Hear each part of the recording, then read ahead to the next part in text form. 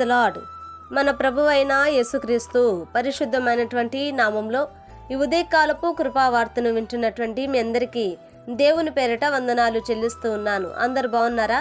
మరి పూట ప్రభు మనకిచ్చినటువంటి వాక్యాన్ని మనము పరిశుద్ధ గ్రంథములో చదువుకుందాం. గలతీయులకు రాసినటువంటి పత్రిక 5వ అధ్యాయము 25వ వాక్యాన్ని మనం చదువుదాం. గలతీయులకు రాసినటువంటి పత్రిక 5వ అధ్యాయము 25వ వాక్యాన్ని మనము చదువుకుందాం. మనము ఆత్మను అనుసరించి జీవించు వారమైతిమా, ఆత్మను అనుసరించి క్రమముగా నడుచుకుందాము. హల్లెలూయా. నా దేవుని బిడ్డలారా, ఇక్కడ మనం గమనించినప్పుడు గలతీ సంఘానికి అపోస్తుడైనటువంటి పౌలు గారు రాసినటువంటి ఈ యొక్క పత్రికలో ఈ యొక్క అధ్యాయంలో మనం చూసినప్పుడు ఆత్మానుసారమైనటువంటి మనసు, ఆత్మానుసారముగా మనము నడుచుకోవాలి, ఆత్మ ఫలములు, ఆత్మ కార్యాలు ఇవన్నీ కూడా మనము చూస్తూ ఉన్నాం.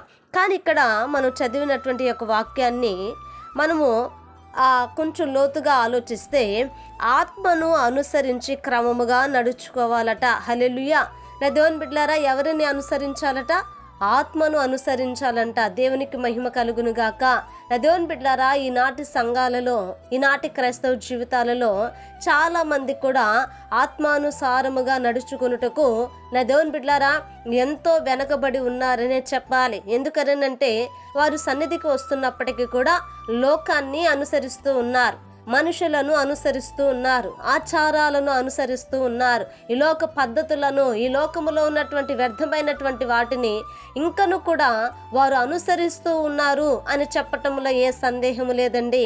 కానీ ఈ రోజున నీవు నిజముగా ఆత్మానుసారమైనటువంటి వ్యక్తివే అయితే, ఆత్మలో నువ్వు జీవించాలి అని కోరుకున్నటువంటి వ్యక్తివే అయితే, నీవు పరిశుద్ధాత్మను అనుసరించి మనము క్రమముగా నడుచుకోవాలి. హల్లెలూయా.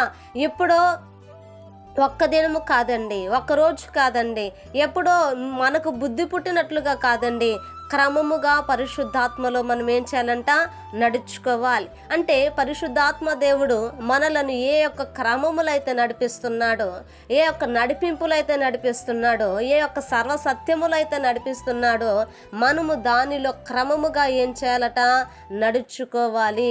నా దేవుని బిడ్డలారా, మనకి ఇష్టమైనది నడుచుకొని మన యొక్క మనసును నొప్పించేది ఏదైనా ఉంటే దానిని విడిచిపెట్టేది కాదు, కానీ సమస్తమును కూడా పరిశుద్ధాత్మకు మనము లోపరుచుకోవాలి. నా దేవుని బిడ్డలారా, మన యొక్క ఆలోచన కానీ, మన తలంపులు కానీ, లేకపోతే మన నడవడికలు కానీ, మన జీవితం అంతాను కూడా ఆత్మకు మనము లోబడే ఉండాలండి. విరోధముగా క్రియేట్ చేయకూడదు. ఒకవేళ విరోధముగా క్రియేట్ చేస్తుందంటే మనలో శరీరానుసారమైన మనసు ఇంకా బ్రతికే ఉంది, అది ఇంకా చావలేదు, దానిని ఇంకా మనము చంపలేదు, అది మనల్ని ఇంకా పెత్తనం చేస్తుంది అని మనము గ్రహించాలి. కనుక శరీరానుసారమైన మనస్సు కానీ, నడిపింపు కానీ, ఆలోచనలు కానీ, క్రియలు కానీ, నా దేవుని బిడ్డలారా, అవన్నీ కూడా చంపబడిన వారమై ఆత్మలో మనము నడిపించబడినట్లుగా, ప్రభు సహాయం చేయనట్లుగా ఒక చిన్న ప్రార్థన చేద్దామండి. మహాపరిశుద్ధుడా, మహోన్నతుడా, నీకు వందనాలు, స్తుతి స్తోత్రాలు చెల్లిస్తున్నానయ్యా. ఈ ఉదయకాలమందునైనా మీరు మాతో మాట్లాడినందుకే నీకు వేలాది వందనాలు, స్తోత్రాలు చెల్లిస్తున్నానయ్యా. నిజమేనా ప్రభా?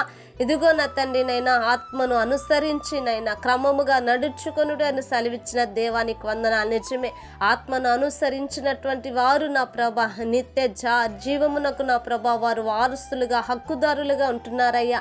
ఆయా శరీరమును నా ప్రభా అనుసరించి నడిచిన వారు నైనా ఒకానొక దినమున శరీరం ఏ రీతికైతే మన్నుకు అప్పగింపబడిపోయిందో ప్రభా, అయా నా తండ్రి పాతాళమునకు దిగిపోయేటువంటి పరిస్థితులు నా ప్రభా అయ్యా మాకు రాక మునిపే నా ప్రభా ఇదిగో ఆత్మానుసారమైన మనస్సు, బుద్ధి, ఆలోచన, వివేచన నా తండ్రి మీరు మాకు అనుగ్రహించమని ప్రార్థిస్తున్నాం. నీ యొక్క వాక్యాన్ని విన్న ప్రతి వారిని మీరు ఆశీర్వదించండి అయా. వారిని, వారి కుటుంబాలను ఆత్మానుసారముగా నా ప్రభా క్రమములో మీరు నడిపించమని, మమ్మల్ని కూడా మీరు నడిపించమని యేసు నామమున అడిగి వేడుకొంచున్నాము తండ్రి. ఆమేన్. Praise the lord. దేవుని కృప మీకు తోడై ఉండును కాక.